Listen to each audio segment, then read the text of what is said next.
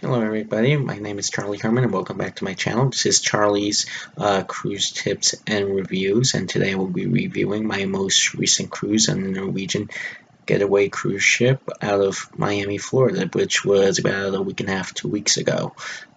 First thing I'm going to talk about in my introduction, here are the ports of call where my cruise went to. I spent 2 days in South Beach, and the cruise went from Miami to Costa Maya, Mexico, Harvest Cape, Belize, Roatan Island, Honduras, and Cozumel, Mexico. First and foremost, the onboard experience was wonderful. It's one of the cleanest ships I've ever been on. It's my 23rd cruise. I've never seen a cruise ship this clean before, so big props to the staff on board. They did an excellent job of keep the cleanliness of the ship, and I'm still can't believe how clean it was. As I said, one of the cleanest ships I've ever been on, and my fourth time on the ship. So that tells you how well a job the staff did. I stayed in the studio once again and had a great solo travelers group. We had a really great solo travelers host in Fiona. She did an excellent job, and a lot of people I met on board in the solo travelers group. We had dinner together every night. We went to Hell at the Moon together. We went to the deck parties together. We hung out at the different bars and clubs on the ship together. So we spent a lot of time together in this solo travelers group, and a few of them I haven't really had a chance to talk too much since I got back from the cruise. I have to send them a Facebook message or a text message soon within the next few days so I get back in touch with them because I actually been so busy I haven't had a chance to talk to them since I got back. But that's something I plan on doing in the next couple of days. We went to Oceans. I went to Oceans, should I say, a lot.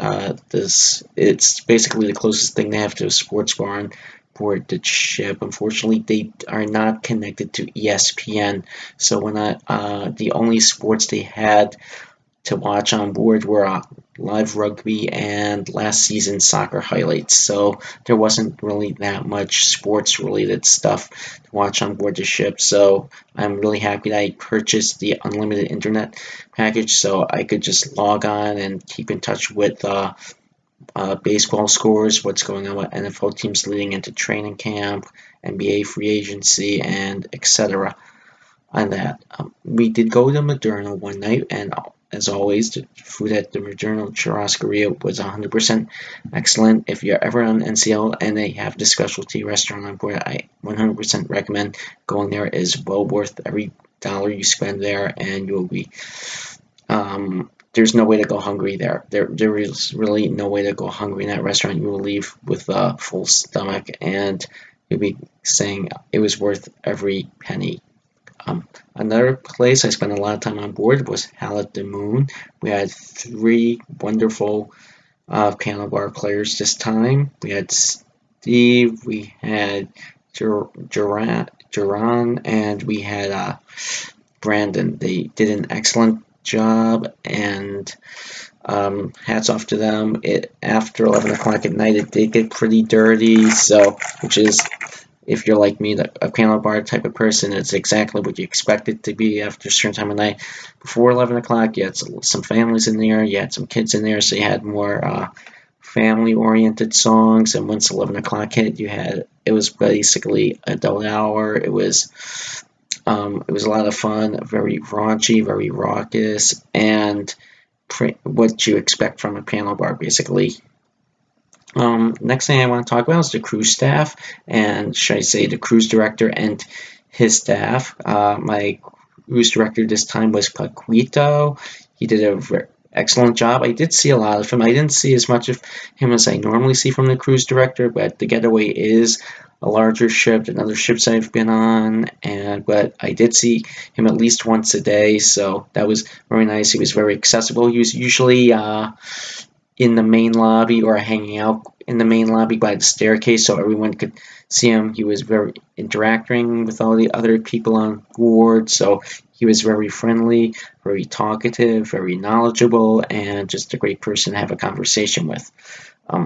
As I said before, I was in the solo group, the Solo Travelers host, Fiona. She did a wonderful job, but overall, the entire cruise director and their staff did a wonderful job. All the entertainment was wonderful. The comedians were funny. The deck parties, as always, they were excellent. They were outdoors, and this time from the year, I'll admit, maybe the deck parties they got a little hot. It is summer. It was outdoors at night, but still a lot of fun. And the deck parties is always the glow party was off the hook. So always it started to get like a 2 minute rain shower, Caribbean rain shower at the beginning of the party. So I went inside just as it started, and as soon as ended right back outside. Party was on. I was there. It started went about 10:30. I was there till about midnight, a little after midnight, because I just ran out of gas because we were in Cozumel that day. I was walking around Cozumel all day drinking, so it was just by the end of the party, I was just not. Wasn't out of it, but I was ready to go to sleep. But it was a great white glow party as it always is. I still don't know why they changed the name to the glow party from the white hot party because everyone pretty much still wears white there, but I guess they just decided to rebrand it. But it's still the same party. A lot of dancing, people, obviously a lot of partying, a lot of drinking, but it was an overall great party once again. Um, I don't really have too many negatives about this cruise. Actually, I don't. I only have one negative about that cruise. About this cruise, that was my room steward.